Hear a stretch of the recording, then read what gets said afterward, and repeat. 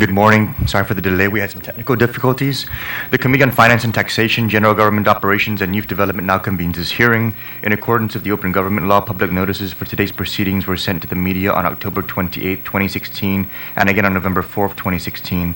For the record, today is Monday, November 7th, 2016, and the time is now 9:11 a.m. The committee will hear and accept testimony, both oral and written, on the following items. We have the only piece of legislation on the agenda is Bill number 187-33, introduced by Vice Speaker Benjamin J.F. Cruz, an act to amend Chapter 35, Title 22 of the Guam Code Annotated, relative to the Guam Accountancy Act of 2003, and to repeal and reenact Title 25, Chapter 2 of the Guam Administrative Rules relative to policies within the administrative rules and regulations of the Guam Board of Accountancy. We have 3 nominations today that we will be hearing for the Alcohol Beverage Control Board. Mr. Renie Llaneta, Ms. Belinda Mejia, and Ms. Geraldine Guerrero. To the Insurance and Banking Insurance Board, we have Mr. William Cassidy. And to the Real Estate Broker Member Real Estate Commission, we have Ms. Antoinette Johnson. I'd like to acknowledge Vice Speaker Cruz, who has joined me in today's proceedings. And we'll go ahead and jump right into the nominations today so we can let everybody get back to what it is they need to do. Since we have 3 from the ABC board, we'll go ahead and dispense of all 3 of you at the same time. If I can invite all 3 of you up. Mr. Renie Llaneta, Ms. Belinda Mejia, and Ms. Geraldine Guerrero. You guys can go ahead and provide your opening statements whenever you're ready. Just push the button and make sure the microphone's on.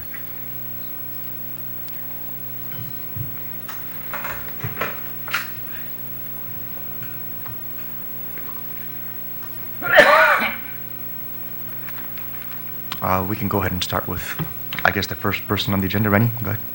Thanks. Good morning, Mr. Chairman, Mr. Vice Speaker. My name is Renie A. Llaneta, Ray for short.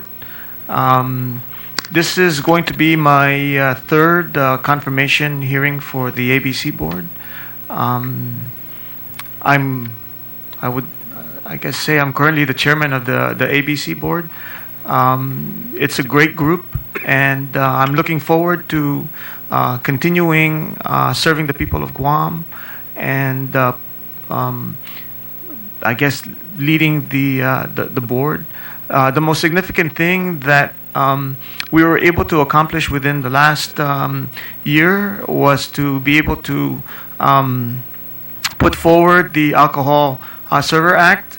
It had been delayed for about a year and a half, and we were able to get it off the ground, and we now have 3 organizations that are, I guess, approved and authorized to give the classes, and looking forward to at a time where we will have anybody who is providing alcohol to the general public, serving it, to be trained and knowledgeable in what they need to do to ensure that the people of Guam are safe out there when dispensing alcohol. So I'm really happy to be here. I look forward to working with hopefully our new ABC board member, and get right down to business and get things done. That's it. Thank you. Thanks, Ray. We'll go ahead and just have everybody provide their opening statements, and then if there's any questions from any of the other senators as well. So actually, Ben, you're returning, right? So we'll go ahead and have the incumbents go first, and then the new nominee afterwards. Good morning, Honorable Senator Nicolas. Good morning, Vice Speaker Cruz. I'm returning for the 4th time for ABC Board. Just like what Mr. Llaneta said, I am the current Vice Chairman of the Board. We had struggled in the beginning to finish up the alcohol server training program, which is Public Law 3251, but we succeeded. We now have 3 alcohol server training schools. In the beginning, there was only GCC, and then GHRA came, and then the PHRS and Center for Empowerment is now all in place. I guess that is the biggest accomplishment that our board was able to do. Ray and I usually travel a lot every month, but we made it a point that so as not to lose quorum, we work on our travel schedules, and so far I have not recalled any meeting that the ABC board never had any quorum for any other reason. And by that, I guess that's the only way to give back to the island. Thank you very much. Thank you, Bing. And before we go to Ms. Geraldine, I did want to speak to both of you because you guys are current members being renewed. And you discussed the training program that we've implemented. So we're covering the training aspect that's necessary for the alcohol safety, Yes. but that still doesn't fill the gaps on the enforcement.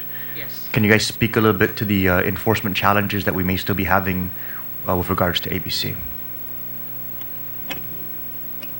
I think part of the problem with enforcement is that we did not have enough personnel in the office. I'm seeing a trend though that recently the revenue tax was able to hire two more people, and so in the past a lot of the administrative work was the primary focus, and there wasn't a lot of enforcement or visibility of the ABC board out there in public. And for me, I believe that it's still not enough. And I believe that maybe we're only covering 40% of what we need to do out there in the public arena. And I do believe that there are potentially businesses out there that are trying to curtail or avoid doing things properly.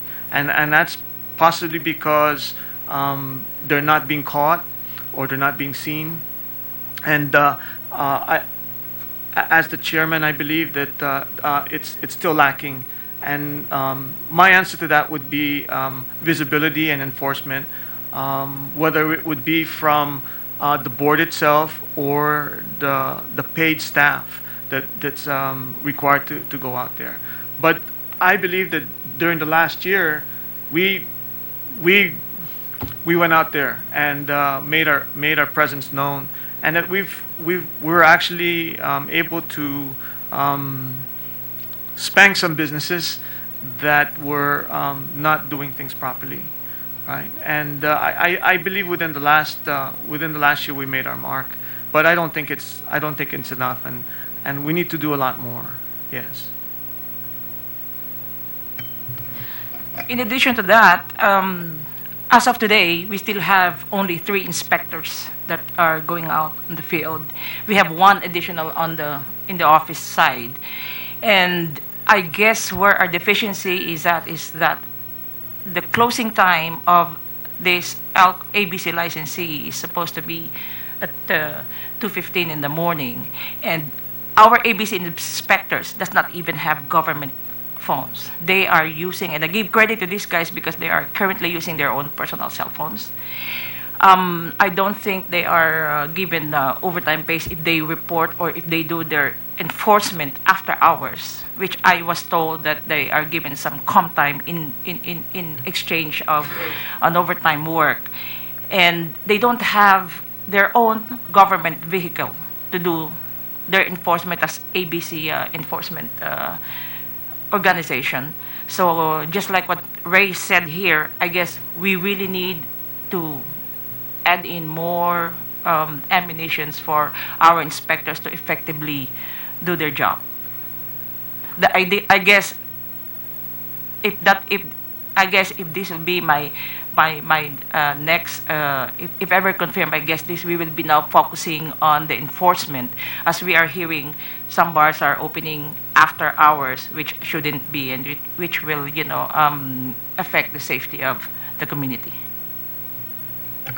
I appreciate both of you testifying to that. I introduced a bill that actually got vetoed that was supposed to authorize the creation of a volunteer program similar to the police, civilian volunteer police reserves, where you guys will be able to create a program to deputize inspectors. Citizen volunteers who want to go out there and make sure that the alcohol laws are being enforced. And we do have a lot out there. We have the communities from the former Mothers Against Drunk Driving. I mean, we have a lot of people who want to actually participate in making sure the alcohol laws are being followed. Unfortunately, that bill got vetoed and we weren't able to get it passed. But what I will do is, because the problem is just not going away, and the resources are tight for us to be able to solve the inspector problem by just doing more hiring, I will commit to reintroducing that, and again working with the board, and hopefully we'll be able to get the support necessary to get it passed. Because we can do all the training we want, but even the training programs need inspection, and if we don't have the adequate enforcement personnel in place, you know, it's going to fall through the cracks. So we only have 40% of the current responsibility being adhered to, and we have all of these shortcomings in terms of compensation, vehicles, and communication devices.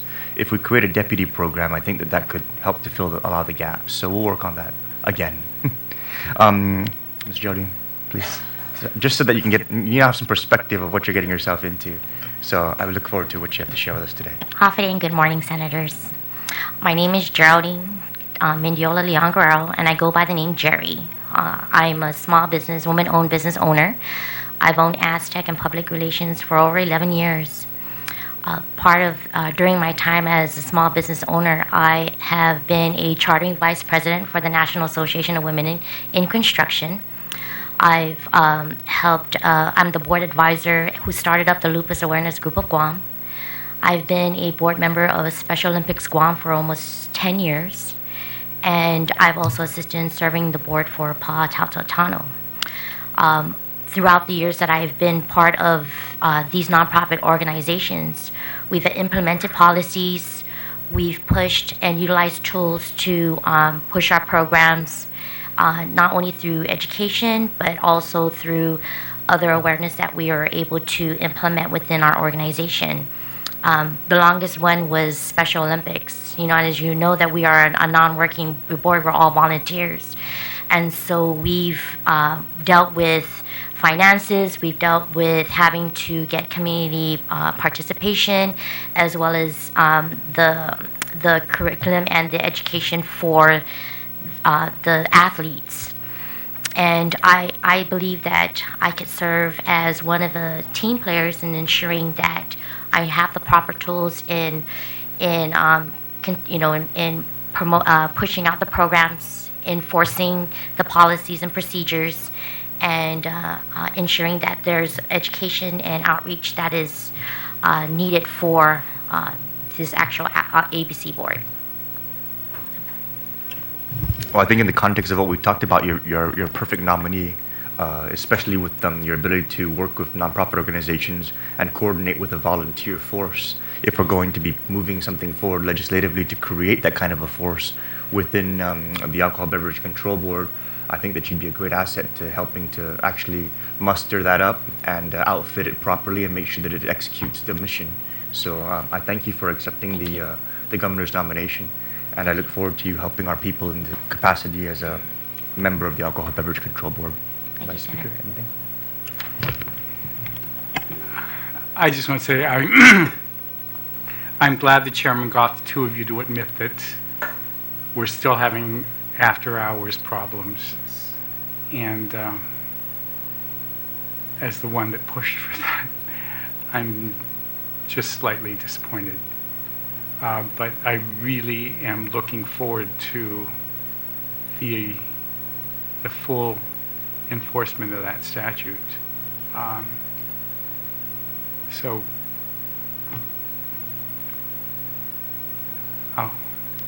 And thank you very much for willing to step up. I too, like the chairman said, it sounds like you're the perfect fit for trying to get the volunteer force to go out and muster up the Mothers Against Drunk Driving and others who want to go out there and be the ones that report this, because I get notes every once in a while, and I was going to ask, but I'm glad that you, on your own, admitted that there was still a continuing problem. Thank you, Mr. Chairman. If I may comment to that, Mr. Vice Speaker, the reason why we know that that is happening where businesses are still selling after hours is because as a board, we've actually gone out there ourselves and experienced it and seen it, not necessarily our inspectors. And so we've had board members who have gone out there after hours and have physically experienced it where businesses are doing that, and that problem is because many of them do not fear that there's enforcement out there and they will be caught. But another one I feel also is that the penalties is not severe enough. And that's one of the things we talked to as a board, that maybe we should increase the penalty so that when they get spanked, they feel the pain. And that they don't feel empowered that if, hey, they do it, hey, they're going to pay, $1,000. Oh, okay, we got caught, no big deal. The $1,000 that we pay is less than the tens and thousands of dollars that we make not following the law. So the two-prong approach where we have enforcement and also the tough penalties, I think, is going to wake up some of these businesses who feel empowered that they don't have to follow the law. Well, I'm glad you're out there, because on the few occasions that I have gone out, it's been very uncomfortable at about 1:30 when it's announced. We would stay open past 2 o'clock, but for the fact that somebody in this room changed the law.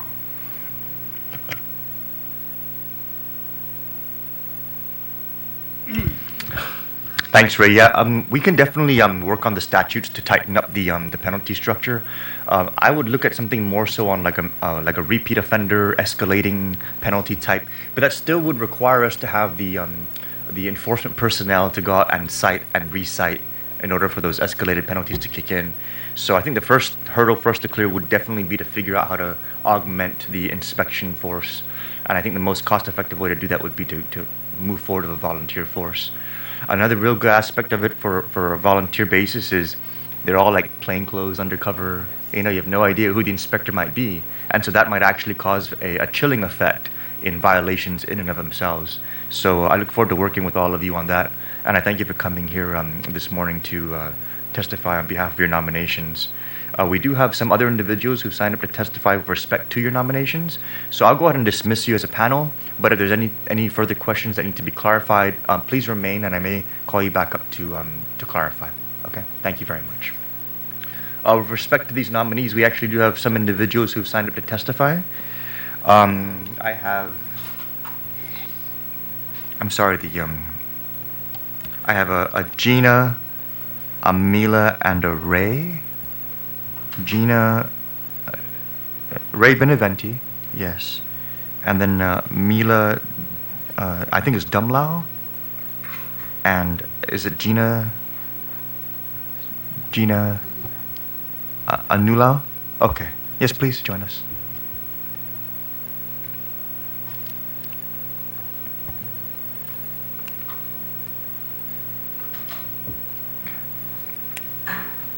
Good morning. Thank you for joining us.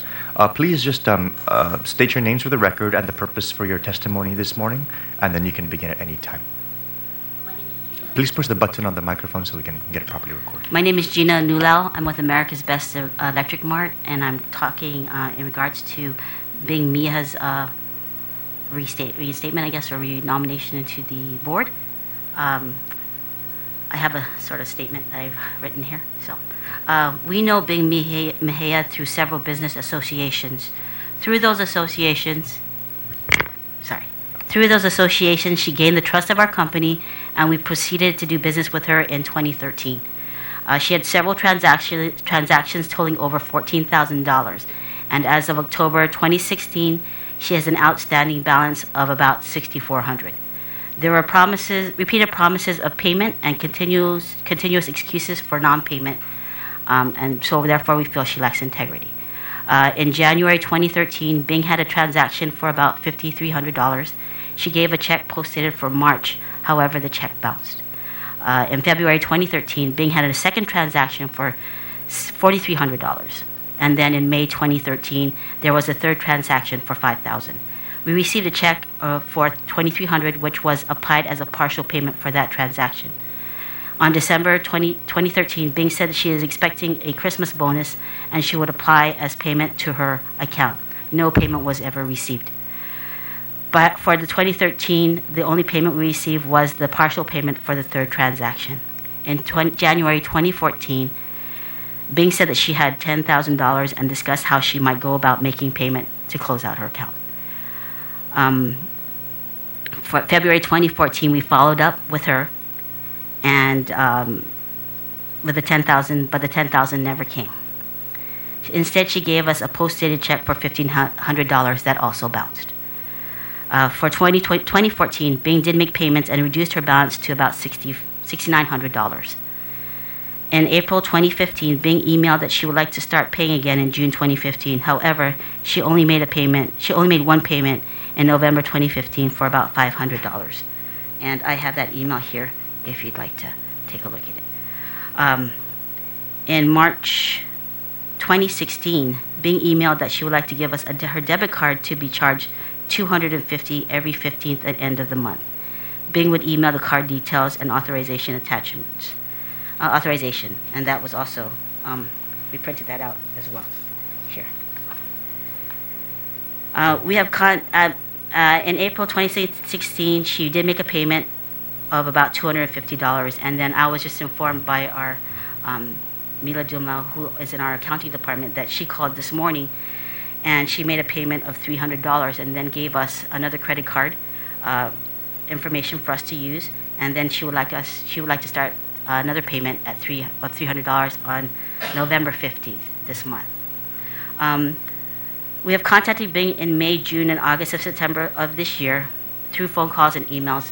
We usually got a call back, but no payments or arrangements were made in any way, shape, or form. Just a simple call back to reply that she received our call. We were expecting Bing to take care of paying the first 2 transactions by March 2013. That's our standard request for all past due accounts or bills or invoices that we have, to pay within 30 days of each bill or invoice. After her continuous excuses, we looked into Bing and found out there were 2 court cases which she was a part of. The first court case shows a judgment against her, and the second was also a civil court case. And these are the paperwork as well that also was part of that. As I have mentioned, at first we believed Bing to be a very trustworthy individual because of our previous because of our business associations. Her pattern of lies proved that she was not truthful. She did not pay when she stated she would. We constantly had to follow up with her on payments. She would not return phone calls or emails. I also believe Bing's history could make her vulnerable to an applicant coming before the board using her history to get a favorable ruling. Because of this, we do not think that she should be on the ABC board. And that's, as a company, that's how we all feel in regards to her nomination. Thank you, Mr. Nula. Your statements are on the record, and we will receive the documentation for the official report. Ms. Mila, you're of the same company. Did you have anything that you wanted to add to the testimony of Ms. Gina? Thank you. Yeah.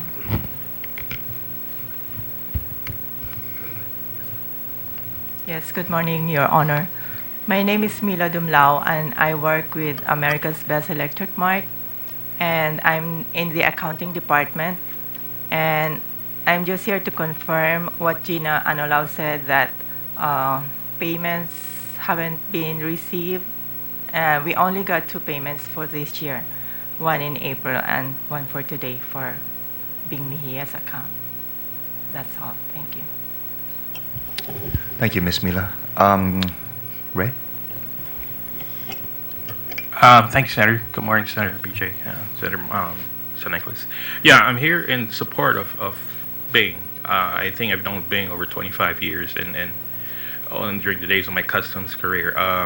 Bing is very supportive to the public, and at the same time, meeting up with her as an ABC board member, she has also been supportive to the private sector. I do a lot of business development and business consulting, and this new law of the handling of alcohol, I've hit. I know the main law was primary, supposedly on huge business that do a lot of selling alcohol, but you also hurt the little mom and pop stores.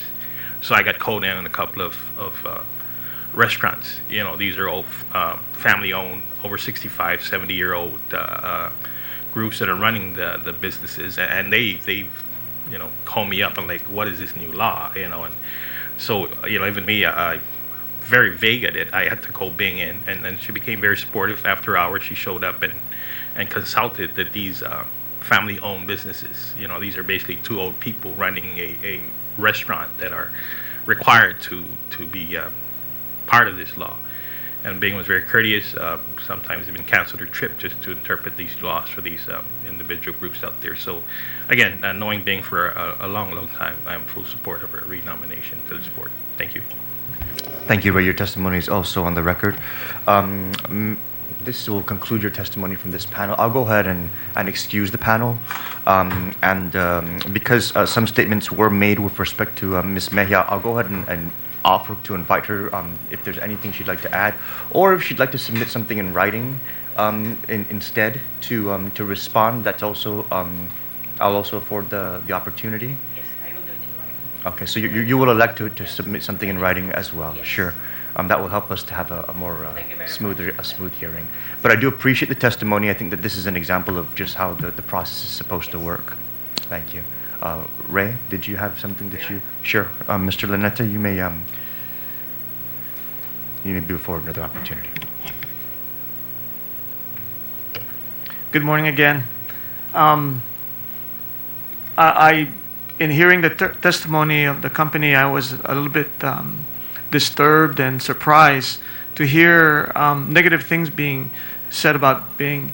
My thought to that is that some of the financial issues I think should have been brought to court versus in a situation like this, and then add to her questionable integrity. To me, I think was not this was not the right forum, because that's kind of like an innuendo and not really fact.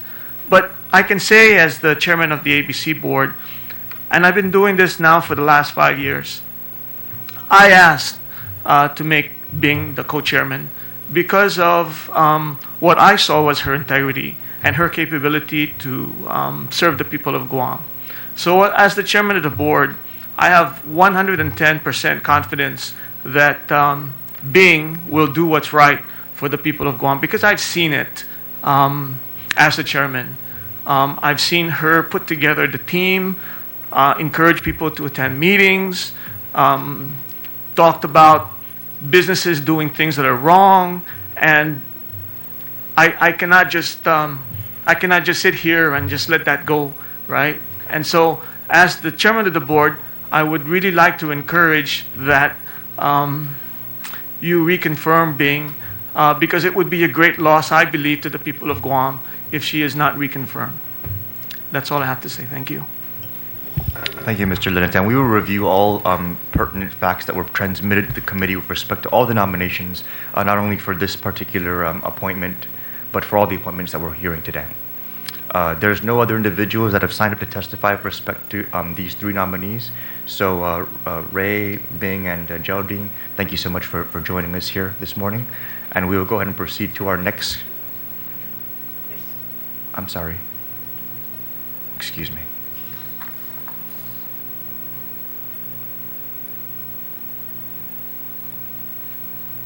My apologies. For Ms. Geraldine Guerrero, we do have some individuals who signed up to testify in favor. We have Ms. Orlean Areola, Ms. Irene Hicks, I'm sorry, and Frank Flory? Please join us this morning. My apologies.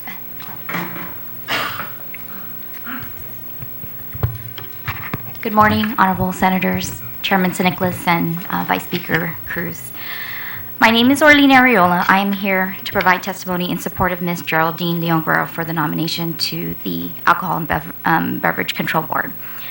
I've had the privilege of working with Jerry for over 12 years in the private sector, and most recently I worked with her on the board of the National Association of Women in Construction in my capacity as the Guam chapter vice president. As a board member, Jerry was dedicated to the mission and used all the resources at her disposal to encourage others to join and get informed about the good work that NAWIC does for women in construction. In fact, that dedication earned her national recognition as the winner of the NAWIC Vision of Excellence Award in 2013. In addition, Jerry is one of the most giving and genuine in persons I have had the privilege of calling a friend. If her nomination is approved, I have no doubt she will carry out her duties in a deliberate and conscientious manner. Jerry is hardworking, dedicated, and extremely intelligent. As a businesswoman, she will do everything needed to get her work done in the most efficient and responsible way. When she makes a commitment, she keeps it and delivers the work that she promises. This can-do spirit translates into all the work, profit, and not-for-profit that she dedicates her mind to. Jerry is no stranger to hard work, and she does not rest or take a day off unless her work is done and done well. I have no doubt that she will carry out and fulfill her duties as a board member should you favor her nomination. Any organization would be very fortunate to have her on their board. Jerry brings very positive energy, intelligent decision-making, and tireless effort to any group that she gets involved in. As a businesswoman and as a member of our island community, I fully support her nomination and seek your favor to support her nomination as well today. Thank you very much. I appreciate your time. Thank you, Or. And Ms. Hicks? Good morning, Senators Nicolas and Vice Speaker Cruz. I'm here today to offer my support for Geraldine Guerrero's nomination to the ABC Board. I have known Geraldine since 2012 and have seen firsthand Geraldine's commitment to serve others in several organizations. I worked with her on the National Association of Women in Construction, the NAWIC Board. As NAWIC Guam's first vice president, she was there promoting the many opportunities available for women. As I grew to know her, I found her to be smart and capable, a woman of strength and integrity. When NAWIC faced problems, she was able to draw on that strength to deal with the issues. She showed her leadership skills in speaking the truth as she faced the problems head-on. She maintained calm and clarity as she did the right thing. We were also both in the Guam Contractors Association and participated in many events. One event was Pizza, Pop, and Power Tools. She's a staunch supporter of this outreach for young girls. Giving generously of her time and money, she helped publicize the event. She also donated various giveaways. Through these efforts, she hoped it might inspire the girls to take an interest in seeking a career in construction not normally thought of by young ladies. I believe Geraldine would be an asset to the ABC Board. She has displayed her willingness to be of service. She is a person of integrity who can work with others. She's able to make decisions in the best interests of the people of Guam. Thank you. Thank you, Ms. Hicks. And Mr. Floyd? Thank you, Mr. Chairman. Mr. Vice Speaker, good morning. I'm here to testify in support of Jerry Guerrero. If I may read my testimony. Mr. Chairman and member of this committee, I appear before you today in support of the confirmation of Ms. Guerrero to the ABC Board. I have known Jerry for the last 10 years and know she is a person with integrity and passion for whatever she undertakes. She's always willing to give back to her community in terms of her time, knowledge, and commitment for a better Guam. Jerry and I have worked closely these past 9 years in the promotion of Special Olympics Guam in bringing awareness of what this valuable program offers to persons afflicted with mental disabilities and support to their families. Jerry has been instrumental in getting an awareness campaign going to the residents of Guam on the day-to-day challenges of our athletes. She asserts her professional background on our marketing efforts. She offers her staff an office to Special Olympics Guam at no cost to our community-run program. It is my hope and the hope of many who are affiliated with Special Olympics Guam that this committee avails themselves and the people of Guam to Jerry's willingness to serve in the island community as a member of the ABC Board of Commissioners. Respectfully, and I'm the president and CEO of Special Olympics Guam. And like Jerry had mentioned earlier, we're 100% a volunteer group. Everyone is volunteered. What monies we make goes directly into our program, and it goes directly and affects our athletes. Jerry has been very instrumental, her and her staff, in getting the awareness out. And just to give you an idea of her vision, when I first became the president and CEO of Special Olympics Guam, we depended almost 100% on our military families for volunteers. Today, they don't even touch 25% of that because of her vision. She really helped us turn it around and made it a community program for the island. And we have members of this body that shows up to support us. Both of you have, and more members that are your colleagues. And we have grandparents coming out. We have uncles, aunts coming out. And certainly we're starting to get students, a lot of students come out and help us. So with her vision, that made it possible. And her ability to take that to market. and if I may, I'm speaking out of turn here, but I would also like to testify in favor of the reconfirmation of Bing.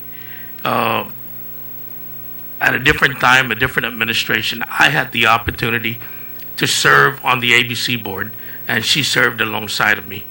And without question, her integrity is 100%. She and I have had to make some really hard decisions that affected some companies when we shut them down and we revoked their license permanently. But she was there 100%. And what she may lack in business decisions certainly does not affect her integrity to serve the people of Guam. So I'm also in favor of her reconfirmation. Thank you. Thank you, Mr. Florek. That will conclude, I guess, the testimony from this panel. BJ, anything? Thank you so much for making the time. I apologize for the slight oversight earlier. Thank you very much. I think this will now conclude the testimony for the nominees for this particular panel.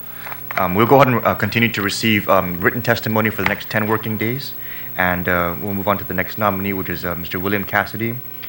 He is being nominated as the Insurance Business Officer Representative to the Guam Banking and Insurance Board. West, anytime. Yeah. Good morning, Chairman Nicolas and Vice Speaker Cruz. My name is West Cassidy, or William West Cassidy, and I am the General Manager and CEO of Pacific Indemnity Insurance Company, which is a Guam domestic insurer. Thank you for your invitation to be here and in consideration of my reconfirmation to the Guam Banking and Insurance Board, so I can continue to contribute my knowledge and experience in the industry to the local community. And I just want to express how appreciative I am of this consideration. Thanks, West. I know the Commission has been working on improving the education program for those who are going, especially particularly for the insurance Yes. side. Could you update us a little bit on where we are with that? Sure. There's no doubt that over at least until since the establishment of the Banking and Insurance Board, there's been an extremely notable commitment to enforce compliance. One part of which, of course, is the statutory requirement for continuing education for maintaining an insurance license. And the Guam Banking and Insurance Board has set up a subcommittee to work with the University of Guam in setting up a proper continuing education infrastructure, if you will. Granted, the Department of Revenue and Taxation, while they have their allocated resources, maybe not necessarily to concentrate on something like this, the board has been working with, as I said, the University of Guam to almost put together something that becomes almost self-policing, if you will, by the industry. Well, I do appreciate you accepting the renomination to the position. The continuity is always important, especially when we're implementing education programs, because we want to make sure that the reasons that got the those updates started are seen through all the way to the end. So thank you very much, Wes, for accepting the nomination. Well, I know that it is a form of public service, so it is much appreciated. Mr. Vice Speaker. Yeah. Wes, that'll conclude your nomination process. Thank you very much. Thank you very much. Next on the agenda, we have Miss Antoinette Johnson. I'm sorry. She's been nominated as the Real Estate Broker Member to the Real Estate Commission, and I'll go ahead and invite her up now to proceed with her nomination process. Anytime, ma'am. Okay, this is my very first time to do this, Anyway, my name is Antoinette Johnson, and known as Tony Johnson in my industry. I've been in the real estate industry now for 29 years, and I'm honored to be nominated for the position in the Real Estate Commission. I like to keep it simple. I don't have a prepared statement, unfortunately, and I don't have anyone testifying in favor or against me. Looking for your favor to be on this board. I'll testify in favor. Thank you, Senator. We can go ahead and conclude. I didn't even greet you, so I apologize. No, it's Good fine. Good morning, Yeah. Chairman We're and fine. Vice Chairman. Thank you. Tony, you're being nominated as the real estate broker member. So just the fact that you have a lot of that experience already coming into the positions are going to be enough to fulfill the requirement of that particular purpose of that position in the commission. Just to update you, I know that Chris Murphy has been working quite a bit on trying to come up with more uniform standards and to update them with respect to some of the real estate requirements here in the community. So you will be going into an active working group. Oh, I'm actually happy to hear that because my understanding, in previous years is that they've always had a hard time having a quorum to get anything accomplished. So definitely, I think that you can count on me. I'm, when I get involved in something, I'm pretty committed and dependable. I consider myself so. So, and I like the problem-solving arena as well. You don't stay in the real estate business just hoping to buy and sell and do that. You solve a lot of problems during the process, and I've survived 29 years. So, yeah, something to be said about that. Definitely, absolutely.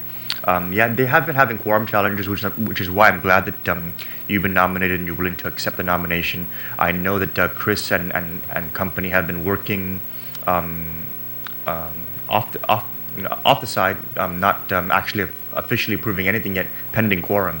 Okay. So it's going to be great to have you come on board, get caught up, and then we can begin to see some of the fruits of their labor actually become officially implemented. Well, so thank you again very much for accepting the nomination. And if there's no other questions, we will go ahead and conclude your Thank you. hearing I'm process. looking forward to participate. Thank you. Thank you, Tony. Thank you.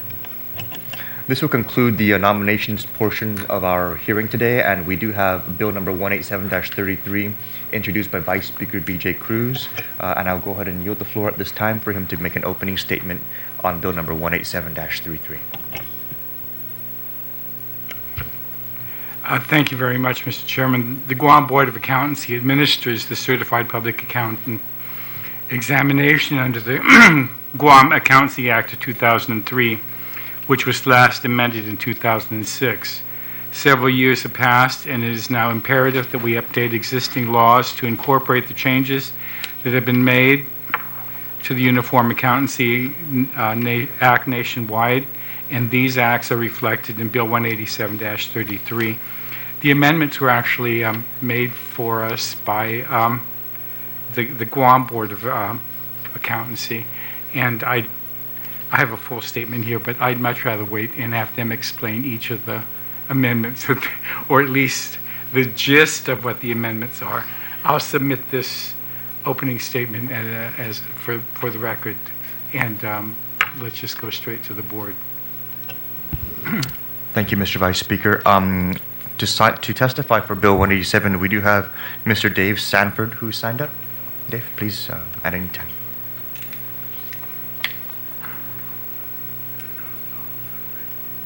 Oh, okay. Can we get John to sign up as well?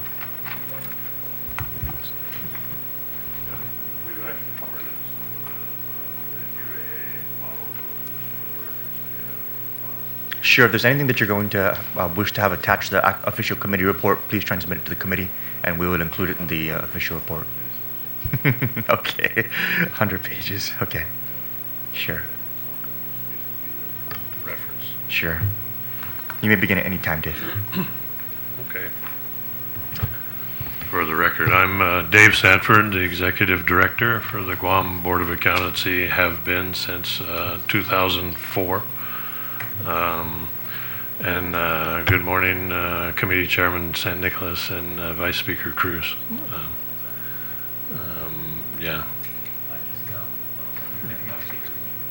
Hello, Senator and Vice Speaker. My name is John Onadera. I'm actually the chair of the Guam Board of Accountancy and here to support Dave. Thank you. I've written a letter here that kind of outlines my testimony in terms of support of the bill, and I'll just briefly read that. So it's please accept this letter, and the attachment is the Guam Board of Accountancy's testimony in support of Bill 187-33, which is specifically designed to revise existing statutes, administrative rules, and regulations for the purpose of bettering Guam's compliance with and administration of nationally and internationally accepted standards and practices of public accountancy. I've attached a summary table of contents that provides a brief explanation of the reasoning for the changes on the individual bill sections. I'd like to note that this bill is the result of various Board of Accountancy discussions that we've had with the National Association of State Boards of Accountancy. One of the meetings we just returned from this past Saturday was the annual meeting.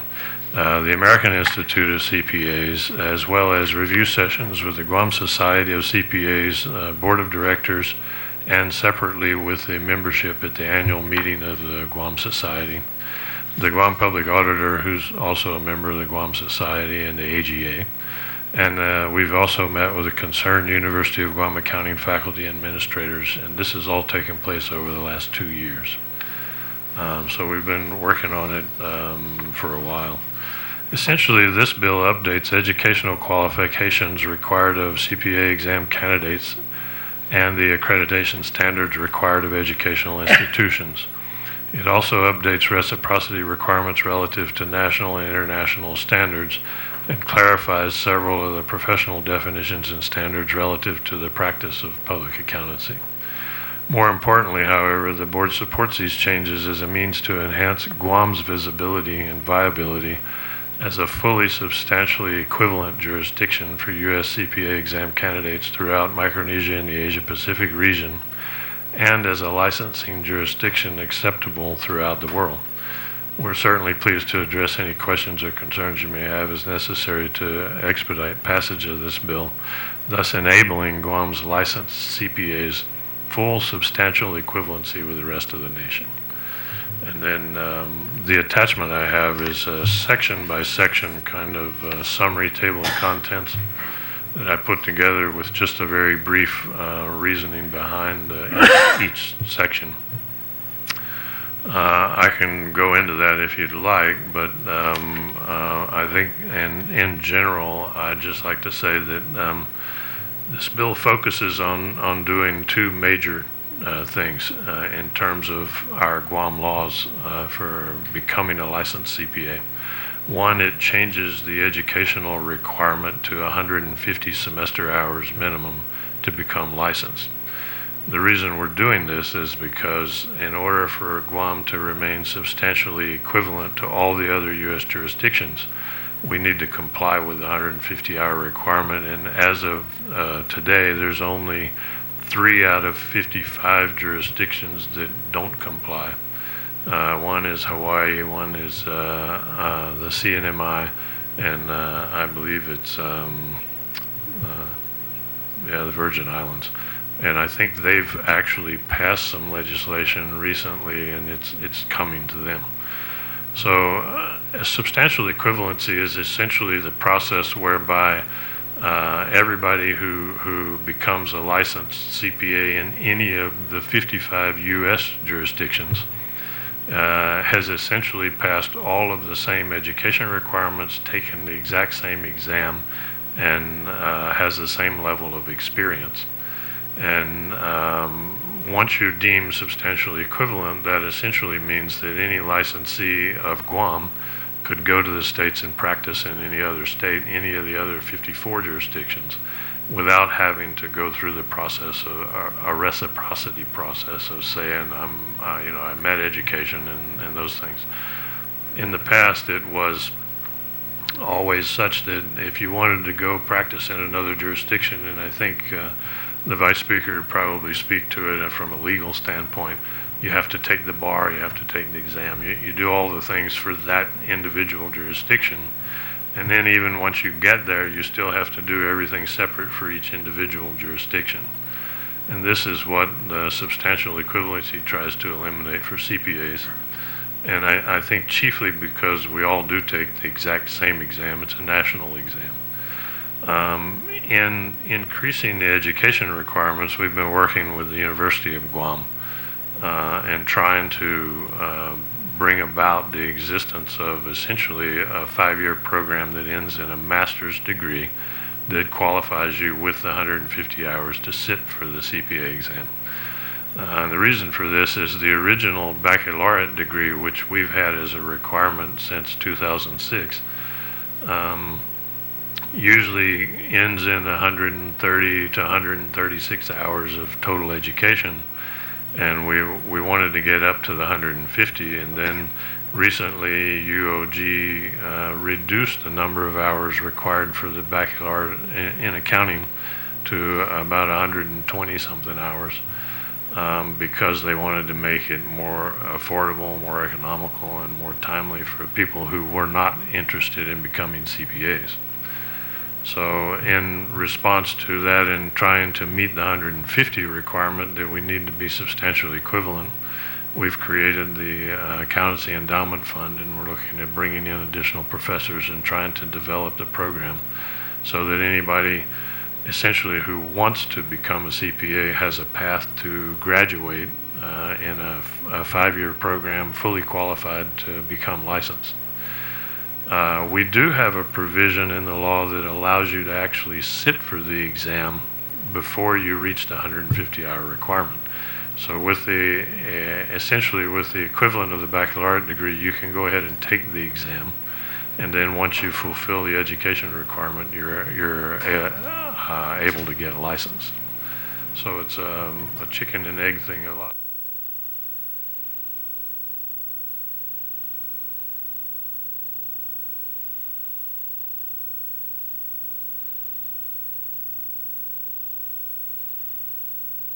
Couldn't get the education before they would apply. So all but a handful of those jurisdictions have fallen back to the 120-hour requirement, or essentially a baccalaureate degree required to sit for the exam, and then the additional education is necessary to actually become licensed. One of the other things we've found with most of our Guam candidates who are not local residents, they're foreign residents, Japan, Japanese, Chinese, Taiwanese, Hong Kong, a lot through the Middle East. Most of them come to Guam as a Guam candidate, and they're in more or less a second career choice. So the majority of them already have some level of a degree, and they're taking the additional accounting and business courses to qualify to sit for the exam, which always puts them over the 150-hour requirement anyway. So in that sense, it doesn't really affect, the change doesn't really affect our current licensees, the majority of our current licensees, who almost always have the 150-hour requirement when they apply. The reason, again, that we're going to this is essentially to benefit our Guam CPAs, because, and John can tell you from the people he employs, they want to become a CPA in Guam. They go to school here, they pass the exam, they get educated, they get licensed. Substantial equivalency is the only real method we have of allowing our Guam-grown CPAs to actually go anywhere else in the U.S. and practice without any concerns about whether they're qualified or not. So as long as we remain substantially equivalent with the other jurisdictions, that mobility, if you will, is available to them. The other changes we've made here relative to some of the accreditation standards and redefining how some of the education courses work, it's more of an update relative to allowing integration of courses and ethics and things like that. And there's some amount of change that speaks to the level of accreditation, such that if you graduated from an accredited accounting school versus a generally accounted university, excuse me, you're afforded some level of recognition for that in terms of looking at the actual course transcripts that you provide. But because most of our candidates are foreign, they're foreign educated, and we wind up with their actual education is evaluated down to the transcript and sometimes to the syllabus level, so that we can determine that their education is actually equivalent to a U.S. education. One of the other few changes that are occurring is relative to substantial equivalency. Is the original requirement for substantial equivalency is if you wanted to come from another jurisdiction to practice in Guam, you basically filled out an application, which is one sheet of paper that gave us all the information we needed to determine you're substantially equivalent. You paid a fee, and then we would grant you a substantial equivalency license.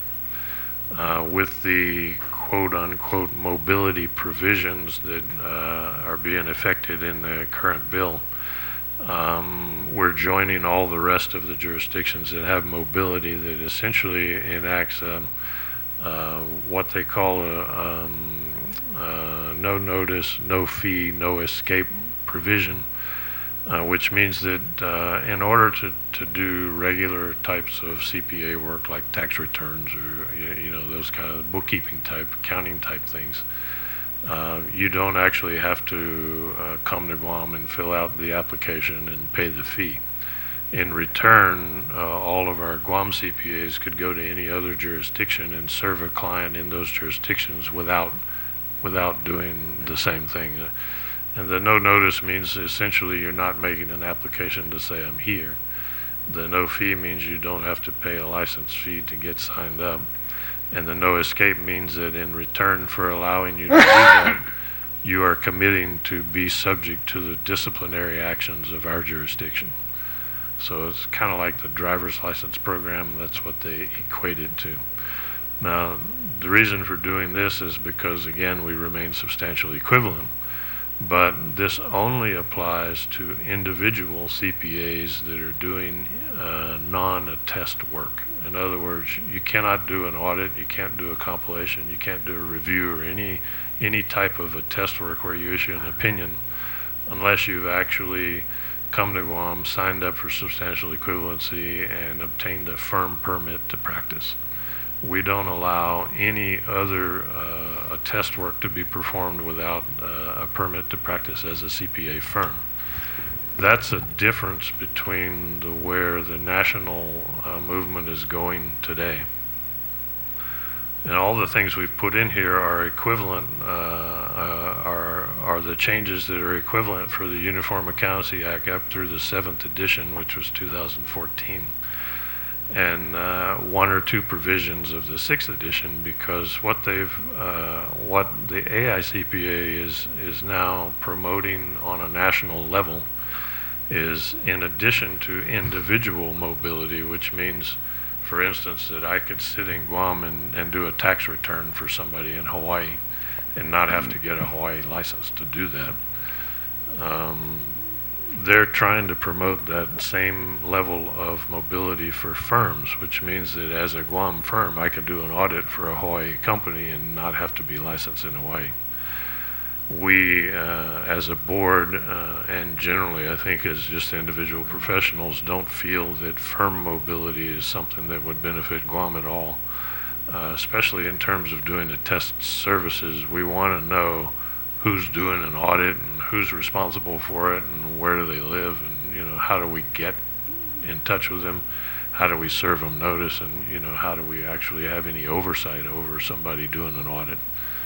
Because it's an entirely different level of functionality in terms of what you're performing as a professional service. So all the changes we've made bring us current with the Uniform Accountancy Act and the model rules through the latest revisions to that, which actually go up through the latest exposure draft was issued in March of 2016.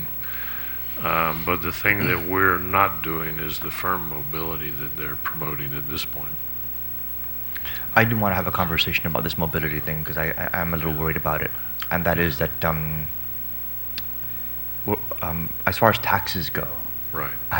And work as accountants. I mean, you're very familiar with what I'm about to ask. Yeah, the if you license. come in here and you practice under the mobility umbrella, but you go and you file your taxes from wherever you're actually home based. Correct. How do we capture the tax on the business that they did when they were here? And that's one of the same questions we asked from the get-go, and the answer is you don't. And what basically we continue to get responses to that question is you're not capturing it today because you just don't know about it. And that was one of the things that drove the mobility momentum. The thing that initially kicked off the mobility momentum was I can't remember the task force. It's the COSA. It was a task force done by the federal government about 5 years ago, and they basically said that in looking at, I guess, as part of the trade commissions too, and looking at how CPAs were licensed and how you practice, and they had CPAs that might live in Maryland, but they practice in Washington, D.C. and Maryland and 5 or 6 states. And they had to get licensed in every individual state and meet all these requirements. And they went to the federal government, and they're in D.C., right? So they have a little bit more pull than we do. So they initially kicked off this entire movement for mobility. And it was strictly individual mobility, which meant that an individual CPA could practice. And like I said, basically doing tax returns or things. If I do a tax return in Guam for somebody in Hawaii or vice versa, I never actually set foot in Hawaii. I'm just doing it, but the client is there. And there were some states that said, well, if you do that, you have to get licensed. But then they never know about the fact that you're doing it because you never go there. So I would do it here in Guam, and I pay my taxes in Guam, and somebody in Hawaii would be doing the same thing. But there's no way to really know that they're doing it because you don't ever have any presence in terms of physical presence. That's the answer we continue to get. And I tend to think, and I think as a board we've discussed it for the last 2 or 3 years actually. This has been going on for about 4 years. And we've come to the conclusion that there's probably not very much of that revenue that we're going to lose either way, because most of the mobility concerns are not people wanting to come to Guam. Most of them are our CPAs wanting to go to the States. So in that sense, but that is also the same question in relative to the firm mobility thing, that we don't believe we would ever want to pass firm mobility, because that not only do we lose the individual specificity of control in terms of the who, what, why, and how, but again, the licensing and the requirement. Today, if you want to come to Guam to do a test work, like do an audit, and John can tell you he's had some competition relative to it, firms that come from the states that want to do audits here, and they are required to get a license, and essentially they come in as a foreign corporation, I believe. They're required to get a license and a representative and pay people, and we're required to give them a firm permit before they can actually practice. So in that sense, we are able to track them and know that they're here and make sure that they do properly report and pay their taxes here. It's the individuals that are very difficult to get a handle on relative to the question you're asking. And we've concluded that, at least at this point, we don't think that that's a very large concern in terms of people outside of Guam taking revenue from Guam. But there's really just no way to tell. If we did not include the individual mobility provisions in the law, is it a quid pro quo requirement for you to have it in your jurisdiction in order for you to be able to avail of it in another jurisdiction? Essentially, yes. So if we don't have mobility authorization here on Guam, then you will not have your mobility honored in Hawaii. Correct. Or in Washington State. Right. If it's a quid pro quo thing, and essentially, if we don't have mobility here, then we're not considered in terms of the mobility requirements and in other jurisdictions. we wouldn't be able to practice under the mobility provisions. We would have to go to that jurisdiction and apply for reciprocity or substantial equivalency. And the problem is that when it started, there were 5 or 6, and then 10 or 15, and it's the same thing with the 150-hour requirement. California and New York were the 2 largest to go to the 150 hours, and they did it in 2012 and 14. And we were able to stay away from it for quite a while because we could still be substantially equivalent when other jurisdictions didn't have it. Now that we're down to the fact that there's only 3 that don't have mobility, we're going to be in the same situation where we won't be deemed substantially equivalent because we don't have the mobility provision that all the other jurisdictions have. So it's essentially it's a quid pro quo in terms of being deemed substantially equivalent. And if we're not substantially equivalent, then we cannot go to those jurisdictions and practice without going through the reciprocity application process. Yeah, but are the mobility quid pro quo expectations, are they all or nothing, or are they case by case? Like, for example, if we don't include the mobility, the firm mobility, does that invalidate all mobility? Because we're not firm all or nothing equivalent. No, we have essentially been able to there is a maintained difference between the individual mobility and the firm mobility. Because the individual mobility strictly applies to me as an individual CPA, and I could go to work for other firms even though I go to another jurisdiction. I can go to work for a firm. I just can't go and say, I'm a CPA, come to me for your taxes in that other jurisdiction. As an individual with mobility, I can do that.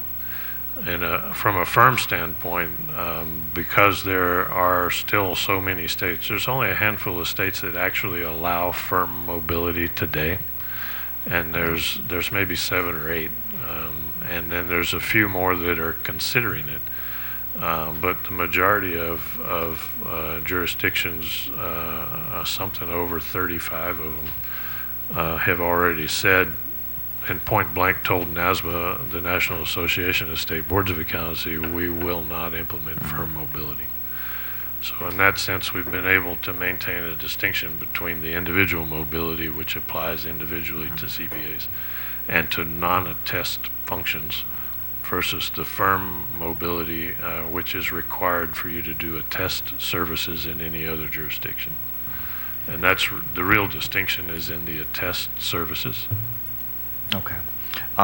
With regards to the individual mobility, so basically CPA from Washington State, if we pass this, can come in here and practice as a CPA, and under that mobility umbrella, they don't need to go through any kind of Guam licensing process in order to do that? That's correct. They would even bypass the Guam business licensing process? We don't know about that. In the sense that your CPA license is considered your business license, I would say yes, but in the sense of the fact that if they actually come to Guam and they have a physical presence here, I think then you've got some issues of where there is a possibility of requiring them to actually get a license in terms of a service license. And to pay taxes too, I think, as well. Yeah. And that's the only way. The real issue is when they don't come here and they just do a tax return or something for somebody, and that's the thing that the majority of the people that were pushing mobility were after from an individual standpoint. If I'm, say for instance, I grew up in Pensacola, Florida, and I'm 10 miles from the Alabama and Mississippi border. If I'm in Pensacola and I do a tax return for the guy who's in Gulf Shores, he's 10 miles away, but I don't go there, he comes to me. I'm operating in Florida, but do I need to get an Alabama license? And that's kind of where the individual mobility thing was coming from. Right. I think that the one thing that just concerns me is just that because I can see how the federal government wouldn't care one way or the other, because in all the other jurisdictions, it's all going to the same coffers. But here, income tax is supposed to come here. Well, and so if you're earning the income on business here, but you're reporting it elsewhere, we could technically go out and recapture that through a Section 30 claim. But if we're not even having an idea of what that amount is, Well, and that's the question, is how do we actually ever know? And the case they presented was that it's going on today. You just don't know about it. You don't hear about it. And I'm sure it is to some extent. But the bottom line was that our consideration was that we want our CPAs to be able to go there. And we don't believe, because Guam is such a closed community in terms of business and economics, and in terms of personal relationships, we don't believe that there's a lot of it, because we would hear about it in terms of the local business community if it was. Number one, but number two, that's the other reason that we've been one of the last 4 jurisdictions to enact it, is because we do consider ourselves a closed economy. And if you look at the actual process of implementation, the last 7 or 8 jurisdictions to enact it are all jurisdictions like us. They're island jurisdictions, or they're segregated to the standpoint that you can't just drive 50 miles away and get another customer. So in that sense, we've viewed it as protectionism up to the point of as far as we could take it. And now we feel like we kind of have to do it in order to give our CPAs the same advantage as the rest of them have. Dave, sorry. There is a no escape part of it, and if any of CPAs from the other states with mobility come to Guam, let's say they have a physical presence and don't pay taxes, we now have the ability, or we will have the ability to go and have them disciplined in their state, whereas previously today we don't have that ability. So that's one aspect of the new law. We will be able to work with the other states to go after the other CPAs. that sounds great. But who would initiate that action? Would it the board would. The board, and so someone would need to file a complaint to the board of with the other accountancy. board, yes. Yeah, That, in that sense, if we knew of a CPA that came here from another jurisdiction, did some business, didn't file any taxes or anything like that, then yes, the board actually has the power to, even if we just become aware of it through any means, we have the power to file a complaint and a disciplinary action. But right now, the process right now requires them to actually get licensed here, and that's that the Board of Accountancy would know about it. Correct. But with this law change, they wouldn't need to get licensed. So how would the Board of Accountancy even know who's operating out here? Because you're not going to be able to get. I mean, if they're not filing the taxes and they're not even getting licensed, then you'll never know. Well, we don't know now, and that's the issue. But at the very least, that we do have the licensing hurdle they need to clear. We do, but we've only had maybe 6 of them in the last 10 years that actually filed for substantial equivalency. So we know that there's probably some of the individual mobility per se practice going on. We just don't have a clue as to who it is or where it's coming from. The way we would know in terms of the no escape provision in filing complaints is just by word of mouth through the local community. If somebody actually came to Guam, had a physical presence here, was operating, the general likelihood is that somebody here is going to know about it, and once we are informed of it, then the board has the power to actually file a disciplinary action. Not only here in Guam to say you need to pay your Guam taxes, but under the no escape provision included in the changes, we can actually serve that same disciplinary action notice on that person's state board that issued his license. And so essentially that allows us to actually go back to the source of the license. And that also ties in with some of the ethics requirements and some of the other requirements that you comply with your professional standards, that you have your license in good standing in the other jurisdiction. So that's kind of the stick, if you will, is that currently we could only discipline anybody who came here and filed for substantial equivalency and we issued a license. At least that's what we're told from our legal counsel. You can only discipline somebody you've issued a license to. If we've never issued the license, we can't do anything to them. under these mobility provisions, by virtue of the fact that they actually did some work here in terms of individual mobility, just the fact that they did it gives us the authority to actually discipline them in their home state, wherever that may be, or home jurisdiction. And in the Bar Association, the way that we've been able to enforce it, and the way that it was done in the United States, was the courts. You could not go to the courts to sue for your fees because the court refused, in one case, a New York firm working in San Francisco, doing some work in San Francisco, tried to sue a California company for not having paid its fees, and the California court said, "You didn't file fees. Your license. You didn't apply for a license in this state. You didn't file any taxes in this state. You have no recourse in our courts." There you go. Sorry. And so that was the way that it was. We were able to find out in the Bar Association with how to do it. But this no escape provision is probably the best one that I can see in making sure that even if you find out afterwards, you as a bar association, the Board of Accountancy can file the complaint as opposed to waiting. If one of us says, my accountant in New York really messed up on my my filing of my audit or something, and so you can do something about that for me as a local person. Yeah, that's the no escape provision is that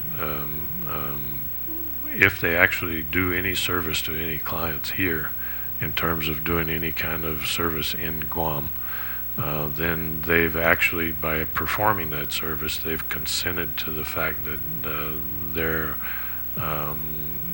subject to our disciplinary actions.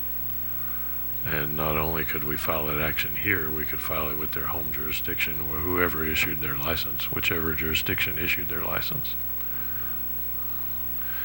The other way that becomes effective is that we participate in something called the Accountancy Licensing Database, which is a nationwide database.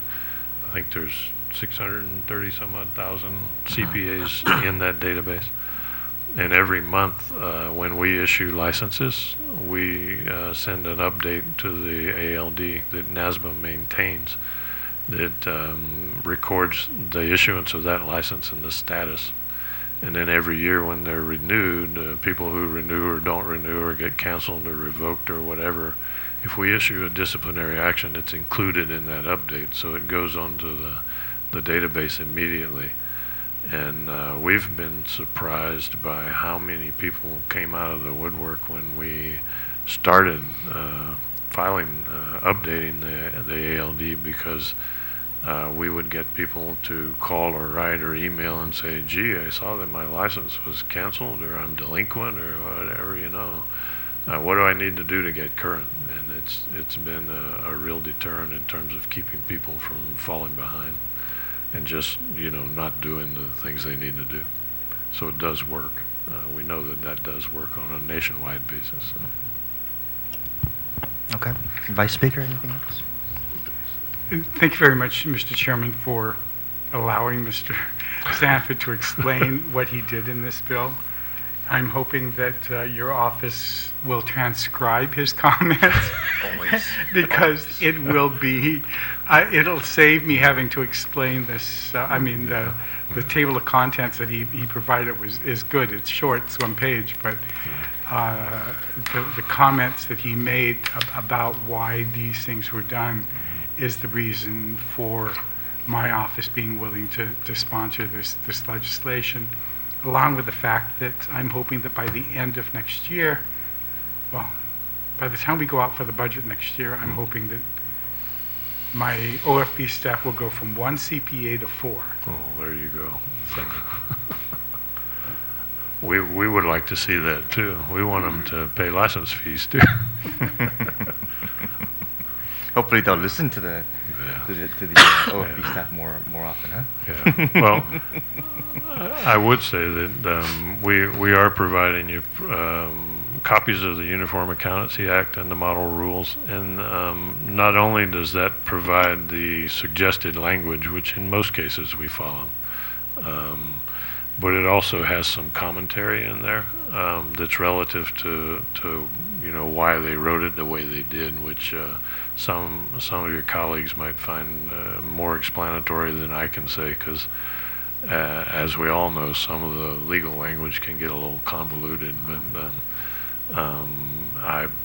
in producing this bill, I actually discovered 2 incorrect references in the Uniform Accountancy Act that had the NASBA lawyer going crazy because he couldn't answer my question.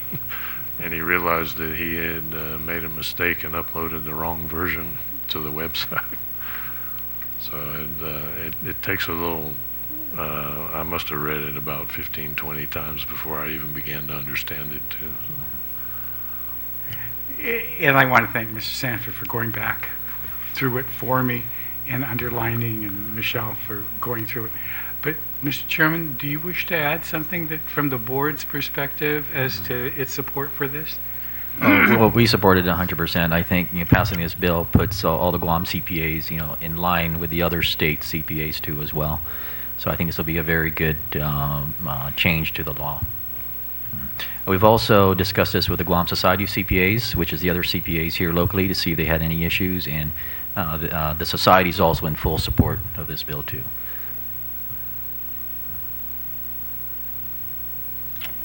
Vice Chairman Torres, did you have anything that you'd like to add to the discussion, or you're fine? Thank you. Well, I guess this will conclude the hearing on Bill 187. The committee will definitely go through this very elaborate piece of work. Thank you very much. This is the kind of stuff that we definitely have to sink our teeth into. But after having the Vice Speaker already vetted it, I'm sure that it's pretty on the up and up. So we'll just familiarize ourselves more and then get the committee report drafted, fully transcribed if it's testimony. And we'll make sure we get it circulated and move Bill 187 forward. Thank you very much for joining us today. Thank you. Thank you. This will go ahead and conclude the hearing that we're having scheduled for today for the nominations and for Bill 187. We'll go ahead and continue to accept written testimony for the next 10 working days. And testimony can be submitted to Senator Nicolas at gmail.com via hand delivered to the legislature's mailroom or to Suite 407 at the DNA building in Hagåtña. Thank you all very much for making time to join us today. We'll go ahead and adjourn at 10:33 this morning. Thank you very much.